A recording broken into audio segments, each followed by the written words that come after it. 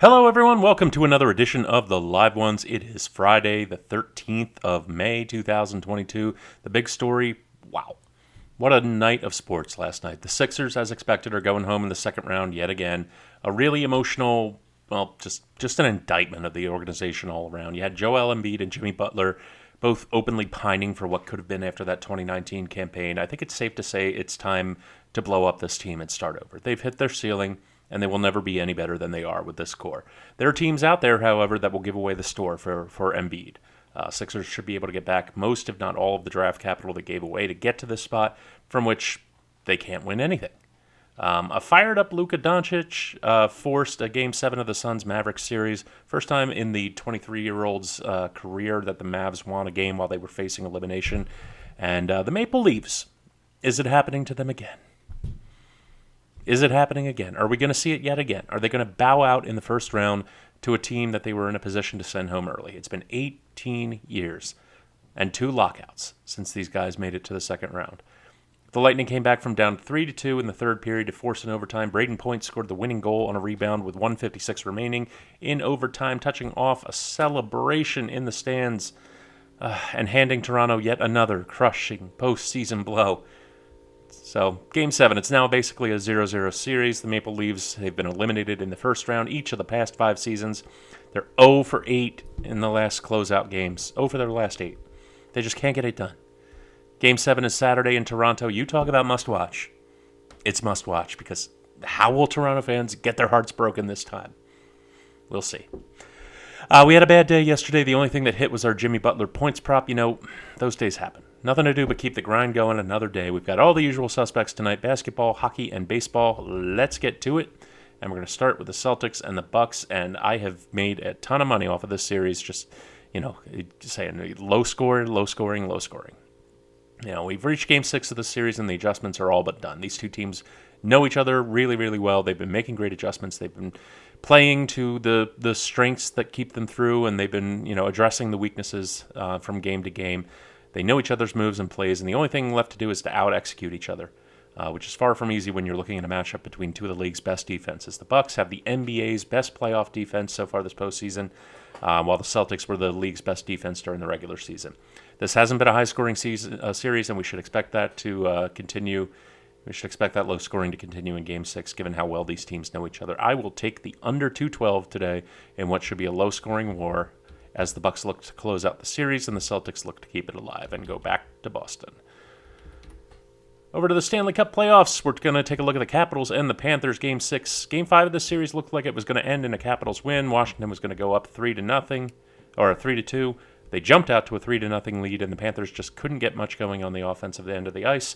However, then the floodgates opened. Florida came storming back and ripped off 5 unanswered goals to win the game. And that kind of offensive attack has been a good summary of just how well this team can perform on the offensive end. The Caps are demoralized as all hell, which isn't good, considering they've been playing piss-poor defense most of the series. They've given up the second most goals of all the teams in the playoffs at even strength with 14. Their defensive play has been shaky, and their goalkeeping is extremely vulnerable. The Panthers are 72-23 in their last 95 games as a favorite. I think they close it out tonight and go off on offense doing it. Give me the Panthers team total over 3.5 goals. Over to the Rangers and the Penguins. Following New York's 5-3 win over the Penguins in Game 5, the total has now cleared that 6.5 goal threshold in each of the first 5 games in the series. Every single game has gone over. The Penguins enter this matchup looking to close out the series on home ice. Big storyline is the status of Sidney Crosby, who's questionable after leaving Game 5 with an upper body injury. But despite this uncertainty, Pittsburgh's offense should continue to roll. The Rangers haven't had any kind of an answer for it. Through the first 5 games, the Penguins are averaging 4.6 goals per game. Despite a strong performance when taking over in overtime of Game 1, goaltender Luis Domingue has struggled the last 4 games. During that stretch, he has a mere 87 save percentage and 3.75 GAA. This has been a high-scoring series all around. There's no reason to think it doesn't continue to be so tonight. I don't know if the Penguins are going to win, but I know there's going to be a lot of goals again. Take the over. 6.5 goals hasn't failed us so far.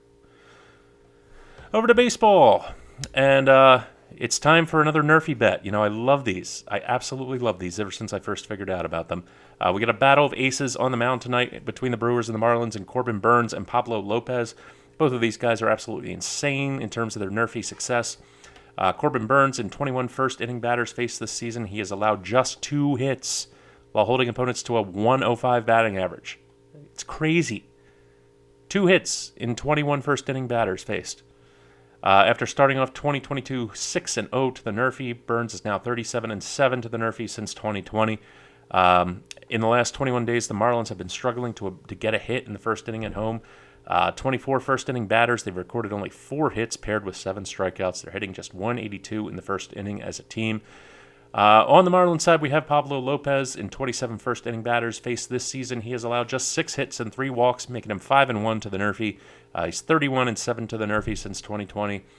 The Brewers' first 3 hitters in the lineup tonight are a combined 174 in the last week. I told you, I've absolutely fallen in love with these plays, and I've hit every single one since I started taking them this year.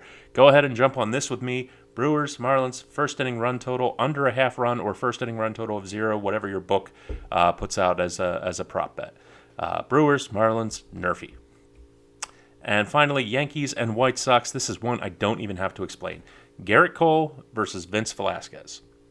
The Yankees are going to be in the bullpen by the 4th inning at the latest, and that bullpen is shell-shocked after giving up 9 runs on 6 walks in 5 innings last night. You're getting a fantastic price on the Yankees' first 5 run line here at -110. That's one of those plays you don't even think about. Just go ahead and take it. Yankees, first 5, -half a run, 5th and final play for tonight. Everyone bet safe, stay safe. Follow us on Twitter at Live One Sports. Check us out on Roku and Fire TV at the Live Ones. Everyone have yourselves a great Friday night, and I will see you next time.